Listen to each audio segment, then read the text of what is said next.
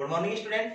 हम पढ़ रहे थे प्राथमिक व्यवसाय के बारे में, और प्राथमिक व्यवसाय में अपन ने इससे पहले जो है गोसंग ग्रहण है, आखेट है, उसके अलावा मत्स्य पालन है, इसके बारे में अपन ने मुख्य तौर पर पशुपालन है, इसके बारे में मुख्य तौर पर अपन ने पढ़ा।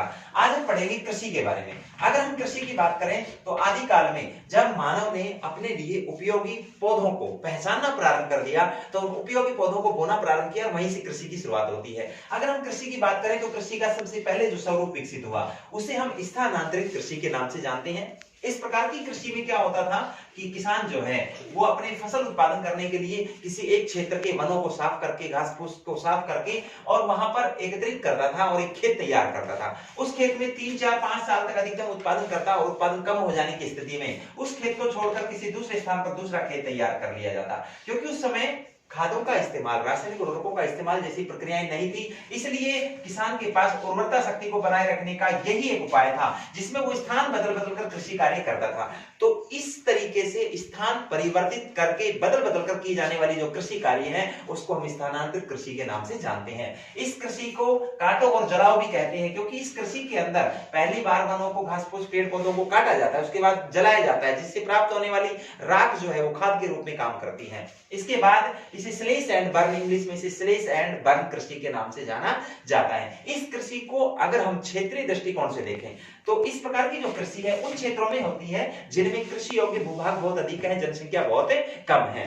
ऐसे में वहां के वनों को साफ करके कृषि योग्य भूमि तैयार कर ली जाती है। इस प्रकार की कृषि को अलग अलग क्षेत्रों में अलग अलग नाम से जानते हैं। भारत की अगर बात करें, भारत के उत्तरी पूर्वी राज्यों में इस कृषि को झूमिंग कृषि के नाम से जानते हैं। मध्य अमेरिका और मैक्सिको की बात करें, वहां इस कृषि को मिल्पा कृषि के नाम से जाना जाता है। अगर हम श्रीलंका की बात करें तो इस कृषि को वहां चेना कृषि के नाम से जाना जाता है। इंडोनेशिया और मलेशिया के अंदर इस कृषि को लदान कृषि के नाम से जाना जाता है। वियतनाम में इस कृषि को रे कृषि के नाम से जाना जाता है। यानी इस स्थानांतरित कृषि को अलग अलग क्षेत्रों में अलग अलग नामों से जाना जाता है। तो कृषि का सबसे पहले जो स्वरूप विकसित हुआ उसे हम स्थानांतरित कृषि के नाम से जानते हैं। दूसरे हम बात करते हैं आदिम स्थायी कृषि। स्थानांतरित कृषि जो है वो धीरे धीरे आदिम स्थायी कृषि के रूप में परिवर्तित होने लगी। प्राचीन काल में जब मनुष्य अपने स्थायी प्रकृति के अधिवासों का निर्माण करने लगा तो उस समय उनके द्वारा स्थायी प्रकृति के अधिवासों का निर्माण करने के साथ साथ जो है कृषि कार्य जो है वो भी स्थायित्व को, कृषि कार्य को स्थायित्व प्राप्त हुआ और कृषि कार्य मानव स्थायी जगह पर रहकर निश्चित रूप से स्थायी रूप से कृषि कार्य निर्धारित खेतों में करने लगा। तो उसे कृषि का एक स्थायी स्वरूप विकसित हुआ जिसे आदिम जीवन निर्वाह कृषि या आदिम स्थायी कृषि के नाम से जानते हैं। इस प्रकार की कृषि जो है बिल्कुल स्थानांतरित कृषि के लगभग समान थी और प्राचीन तरीके से पुराने रीति रिवाजों के आधार पर, प्राचीन पद्धतियों के आधार पर इस प्रकार की जो कृषि कार्य उसको किया जाता था। उसके बाद हम बात करते हैं कृषि के तीसरे स्वरूप के बारे में, जीवन निर्वाह कृषि।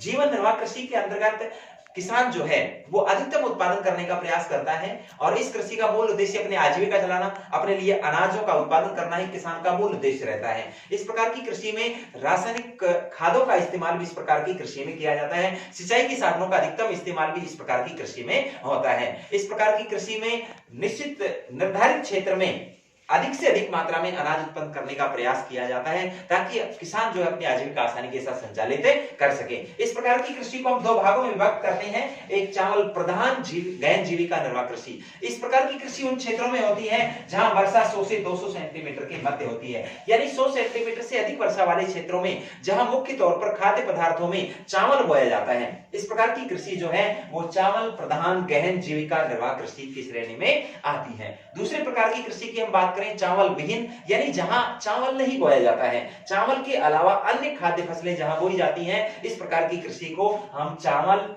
विहीन गहन जीविका निर्वाह कृषि कहेंगे। यानी यहाँ पर खाद्य पदार्थों में विशेष रूप से गेहूं है, मक्का है, ज्वार बाजरा है इत्यादि बोए जाते हैं। ये वो क्षेत्र होते हैं जहां वर्षा का प्रतिशत 100 सेंटीमीटर से कम होता है, यानी 100 सेंटीमीटर से अधिक वर्षा वाले क्षेत्रों में खाद्य फसलों में विशेष रूप से चावल बोया जाएगा। तो ऐसी कृषि को चावल प्रधान गहन जीविका निर्वाह कृषि के नाम से जानेंगे। 100 सेंटीमीटर से कम वर्षा वाले जो क्षेत्र हैं उनमें मुख्य तौर पर खाद्य फसलों में चावल के अलावा अन्य फसलें बोई जाएंगी, तो उसे चावल विहीन या गेहूं प्रधान गहन जीविका निर्वाह कृषि की श्रेणी में सम्मिलित किया जाता है। विस्तृत वाणिज्यिक कृषि के बारे में हम नेक्स्ट क्लास में पढ़ेंगे। आज इतना ही, धन्यवाद।